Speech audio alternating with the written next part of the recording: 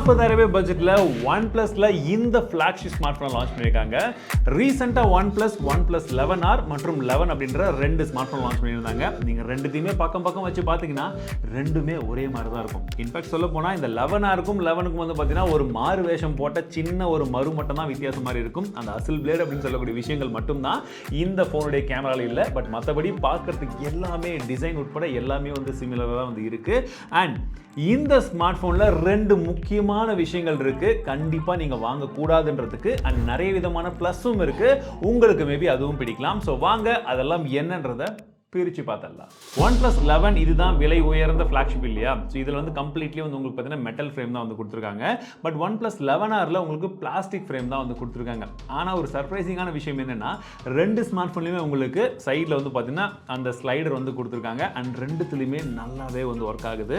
மற்றபடி ports buttons எல்லாமே கிட்டத்தட்ட சிமிலராக இருந்தாலுமே மேல் பகுதியில் பார்க்கும்போது நமக்கு IR பிளாஸ்டரை 11Rல கொடுத்துருக்காங்க, 11ல இல்லை.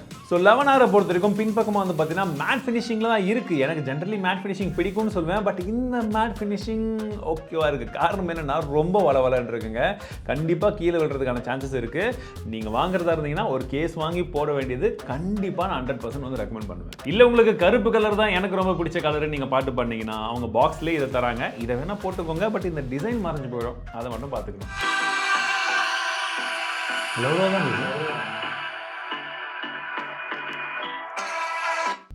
ஆடியோ பொறுத்த வரைக்கும் இவங்க டியூவல் ஸ்டீரியோ ஸ்பீக்கர் வந்து கொடுத்துருக்காங்க. சவுண்ட் ஓரளவுக்கு லவுடாக இருக்குது. பட் கிளாரிட்டி வந்து நல்லாவே கொடுத்துருக்காங்க.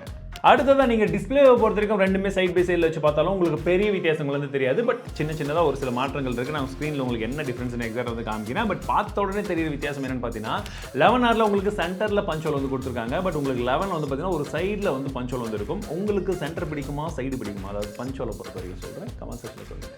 யூஸ் பண்ணுறதுக்கு நல்லா ஸ்னாப்பியாக இருக்குங்க. செம ஸ்மூத்தாக இருக்குது. ஓஎஸை பொறுத்த வரைக்கும் ஓரளவுக்கு நல்லா ஆப்டிமைஸ் பண்ணியிருக்காங்க அப்படின்னு சொல்லலாம். நீங்கள் ஆப் ஓப்பனிங்காக இருக்கட்டும், க்ளோசிங்காக இருக்கட்டும், மல்டி டாஸ்கிங் வரைக்குமே வந்து நல்லா இருக்குது.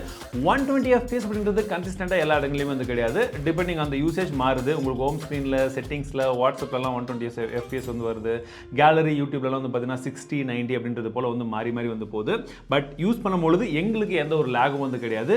ஆப்டிமைசேஷன் நல்லா இருக்கு. பெர்ஃபார்மன்ஸ்க்காக இதில் Snapdragon 8+ Gen 1 வந்து கொடுத்துருக்காங்க. இந்த 8+ Gen 1 பற்றி நம்ம ஏற்கனவே போன வருஷம் ஃபுல்லாக நிறைய வந்து பேசியிருந்தோம். ஸோ இந்த பர்டிகுலர் ப்ராசஸரில் நிறைய ஹீட்டிங் இஷ்யூவும் இருந்தது, நிறைய பிரச்சனைகளும் இருந்தது. ஸோ இவங்க அதை சால்வ் பண்ணியிருக்காங்களா அப்படின்னு வந்து கேட்டிங்கன்னா ஓரளவுக்கு பண்ணியிருக்காங்கன்னு சொல்லலாம். அந்த ஓரளவுக்கும் ஏன்றதை சொல்கிறேன். நாங்கள் வெவ்வேறு விதமான பெஞ்ச் மார்க்ஸ் வந்து ரன் பண்ணி பார்த்தோம். குறிப்பாக வந்து பார்த்தீங்கன்னா AnTuTu பெஞ்ச் மார்க் ஸ்கோரே நாங்கள் வந்து பார்த்தீங்கன்னா பெர்ஃபார்மன்ஸ் மோடில் ஒன்று ரன் பண்ணோம். அண்ட் பெர்ஃபார்மன்ஸ் மோடை வந்து ஆஃப் பண்ணிட்டு ஒன்று ரன் பண்ணி பார்த்தோம். ஆஃப் பண்ணிட்டு ரன் பண்ணிங்கன்னா AnTuTu பெஞ்ச் மார்க் ஸ்கோர் செம்மையாக வந்து அடி வாங்குது. அதாவது பெர்ஃபார்மன்ஸ் வந்து செம்மையாக வந்து அடி வாங்குது.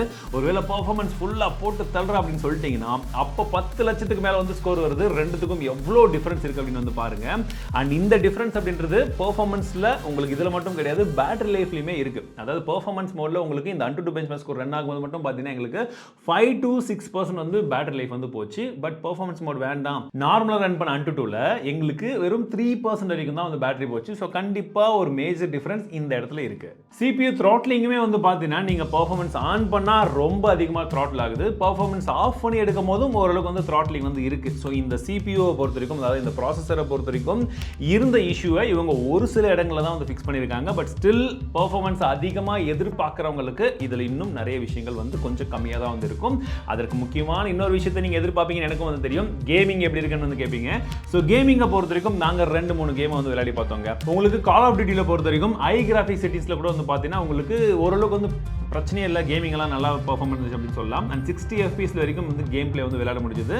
சின்னதாக மைனராக லேக் இருந்ததை தவிர எங்களுக்கு அதிகமாக அங்கே ஃபேஸ் ஆகலை. பட் ஜென்ஷன் இம்பாக்டில் பொறுத்த வரைக்கும் செம லேக் இருந்துச்சு. அண்ட் இதுலேருந்து தெரிய வரக்கூடிய ஒரு விஷயங்கள் என்னென்னா, நீங்கள் கண்டினியூஸாக விளையாடினா உங்களுக்கு பெர்ஃபார்மன்ஸ் எந்த அளவுக்கு அதிகமாகுதோ பேட்டரியும் அந்த அளவுக்கு ட்ராப் ஆகும். அட் த சேம் டைம் ஃபோனும் வந்து பார்த்தீங்கன்னா நல்லாவே வந்து ஹீட்டிங் வந்து தெரியுது. ஓவர் ஹீட்டிங் கிடையாது, பட் ஒரு 43 டிகிரி வரைக்கும் கண்டிப்பாக வந்து தெரியும். ஸோ இந்த ஃபோன் அப்படின்றது கேமிங்காக நீங்கள் வாங்குறதுக்கு பிளான் பண்ணுறீங்கன்னா கண்டிப்பாக நான் ரெக்கமெண்ட் பண்ண மாட்டேன். பேட்டரி 5000 mAh பேட்டரி இருக்கு, 100 வாட்க்கான ஃபாஸ்ட் சார்ஜிங் சப்போர்ட் அண்ட் கண்டிப்பா அது ஓரளவுக்கு வந்து நல்லா வந்துரும். நான் சொன்ன அந்த ரெண்டு டிஃபரன்ஸ் தான், பெர்ஃபார்மன்ஸ் மோடா நார்மல் மோடா நீங்க செலக்ட் பண்றத பொறுத்து. இப்போ கேமராவை பார்க்கலாம். உங்களுக்கு 11க்கும் 11Rக்கும் கேமரால வந்து சின்ன சின்ன மாற்றங்கள் இருக்கு. அது பிரைமரி கேமரா வந்து பார்த்தீங்கன்னா கிட்டத்தட்ட அதே 50 மெகாபிக்சல் கேமரா சோனி லென்ஸ் தான் வந்து யூஸ் பண்ணிருக்காங்க. அண்ட் மற்றபடி செகண்ட்லாம் வந்து பார்த்தீங்கன்னா இது மாற்றிருக்காங்க. 8 மெகாபிக்சலுக்கான அல்ட்ரா வைட் கொடுத்துருக்காங்க, 2 மெகாபிக்சலுக்கான மேக்ரோ கொடுத்துருக்காங்க. ஸோ பிரைமரி கேமரால எடுத்த இமேஜஸ் எல்லாம் வந்து பார்க்கும்போது ஜென்ரலி பார்க்கும்போது உங்களுக்கு இமேஜ் குவாலிட்டி ஓரளவுக்கு வந்து நல்லா இருக்க மாதிரி இருக்கும். பட் கம்பேர் பண்ணி பார்க்கும்போது 11க்கும் 11Rக்கும் ஸ்லைட்டாக கம்பேர் பண்ணி பார்த்தீங்கன்னா 15000 ரூபாய் ப்ரைசிங் டிஃபரன்ஸ் இருக்கிற மாதிரியே உங்களுக்கு அந்த அசல் பில்லருடைய கலர் சைன்ஸ் வந்து இந்த இடத்துல கொஞ்சமாக வந்து டல்லாக தான் வந்து இருக்கும். நீங்கள் நார்மலாக பார்க்கும்போது உங்களுக்கு ஓரளவுக்கு ஓகேவா இருக்குமே தவிர பட் மற்றபடி சின்ன சின்ன விஷயங்கள் வந்து அங்கங்கே வந்து வேறுபாடுகள் இருக்கும். ஆனால் பொக்கேவை பொறுத்த வரைக்கும் ரெண்டு கேமராலுமே எங்களுக்கு பொக்கேவை பொறுத்த வரைக்கும் சூப்பரான ஷாட் வருதுங்க. நீங்கள் 11 வச்சிருந்தாலும் 11R வாங்கினாலுமே ரெண்டுத்துலையுமே அந்த பொக்கே ஷாட்ஸை பொறுத்த வரைக்கும் ரெண்டுமே வந்து சூப்பராக இருக்குது. அதில் பிரச்சனையும் வந்து கிடையாது. 8 மெகாபிக்சல் அல்ட்ரா வைடை பொறுத்த வரைக்கும் டீட்டெயில்ஸ் அந்த அளவுக்கு வந்து கிடையாது. பட் உங்களுக்கு வந்து பார்த்தீங்கன்னா அதோடைய ப்ராசஸிங் வந்து நல்லா பண்ணுது. நீங்கள் எந்த இடத்துல இருந்து எடுத்தாலுமே உங்களுக்கு லைட்டிங் தேவையான அளவுக்கு வந்து வந்துடுது. அண்ட் மேக்ரோவை பற்றி நான் சொல்லவே வேணாம், இருக்குன்றதை மட்டும் தெரிஞ்சுக்கோங்க, யூஸ் பண்ணுற அளவுக்கு கிடையாது. 16 மெகாபிக்சலுக்கான செல்ஃபி கேமரா கொடுத்துருக்காங்க. வித் EAS சப்போர்ட்டும் வந்து இருக்குது. கேமராவை பொறுத்த வரைக்கும் நல்லாவே வந்து இருக்குது. செல்ஃபி கேமராவில் நல்லா எதிர்பார்க்கக்கூடிய அந்த கலர்ஸும் இருக்குது. உங்களுக்கு போர்ட்ரேட் ஷாட் மற்ற எல்லா ஷாட்டுமே பார்க்கறதுக்கு வந்து நல்லாவே வந்து இருக்குன்னு சொல்லலாம். ஆனால் லோ லைட்டில் அந்த அளவுக்கு வந்து எதிர்பார்க்காதீங்க. ரியராக இருக்கட்டும் ஃப்ரண்ட்டாக இருக்கட்டும் லோ லைட்டில் நீங்கள் எதிர்பார்க்குற அளவுக்கு கேமரா வராது. பட் ஜென்ரலி எடுக்கிறதுக்கு ஓகேவா இருக்கும். ஸோ இந்த வீடியோ நம்ம ரியர் ஃபேசிங் கேமரா எடுத்துகிட்டு இருக்கோம். ஆடியோ வீடியோ எல்லாமே எப்படி இருக்குன்றது வந்து சொல்லுங்கள். அண்ட் இப்போ ரைடு போக போகிறோம், கூடவே தலைவர் ஓடிடுறாரு. ஸோ ஸ்டெபிலிட்டி எப்படி இருக்குன்றதை பாருங்கள். ஆனால் நீங்கள் ஸ்டெபிலிட்டி மோட ஆன் பண்ணிங்கன்னா உங்களுக்கு 1080pல மட்டும்தான் வந்து ஷூட் பண்ண முடியும், which is really bad.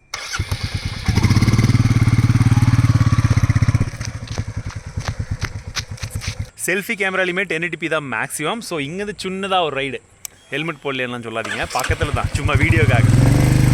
So stability எப்படி இருக்குன்றது வந்து பாருங்கள். ஒருத்தர் மேலே ஏற்ற போகிறோம்.